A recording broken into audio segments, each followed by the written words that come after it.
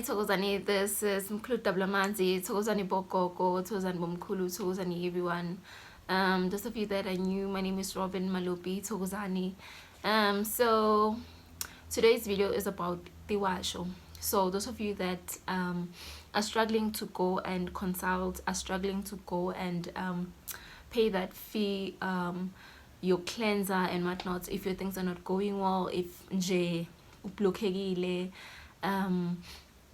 imali blockegile, you do not know what to do, I have a solution for you guys. Uthola ukuthi like inhlanhla yakho nje when it comes to money,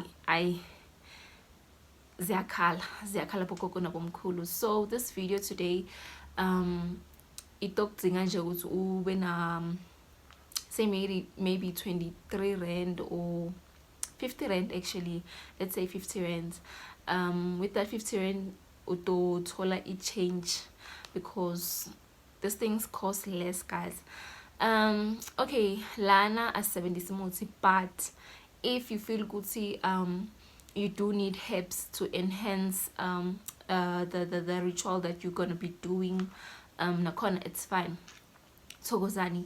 So nginiphathele Tiwasho bogogo nabomkhulu, Tiwasho that anyone can use. So lana, okay, lana siphethe vuma lomhlophe bogogo nabomkhulu. You can get any brand, if you also ufuna vuma lomhlophe, I'm gonna write down the name so that you know what to buy. And then lana nakhona siphethe swasho semali sibukeka like this. Swasho semali. I'm gonna write the name down as well so that now figure to get swasho, now figure to get chemist or multi shop, you know ukuthi ufuna ini. You can show them the picture, or now figure lapha ufika ubatshela ukuthi ufuna swasho semali and then navuma lomhlophe, but kube kuswasho but not muthi. So ngaloku, what do you do if inhlanhla yakho ivalekile, if imali nje siyakhala?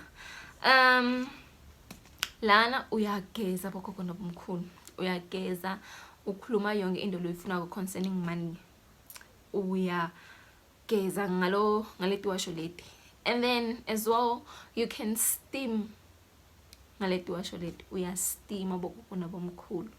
Nakhona nawufuna uyachela your yard, uyakhuluma, remember uyakhuluma bogogo nabomkhulu, speak those things to existence, you understand? So uyageza, uyafutha, and then uyachela as well your yard or endlini, ubite imali ukuthi itembeleni yakho and everything. But if as well ufuna ukuthi le combo le isebenze fast, you can add this following herbs bogogo. Unafika emuthi shop kumbe e-chemist labathengisa khona tihlahla, ufika laphayana uthi okay, now ufika lapha emuthi shop yabatshela ukuthi ucela khanya kude, ufuna khanya kude. And then as well you can add vela bahleke, so that you know, say maybe usemsebentini and then imali nje, you're not getting a promotion nje, imali kuwe is scarce. Now figure emsebentini like usebenzise this Tiwasho and then usebenzise na these herbs, you mix everything together, you steam your butt, uyachela.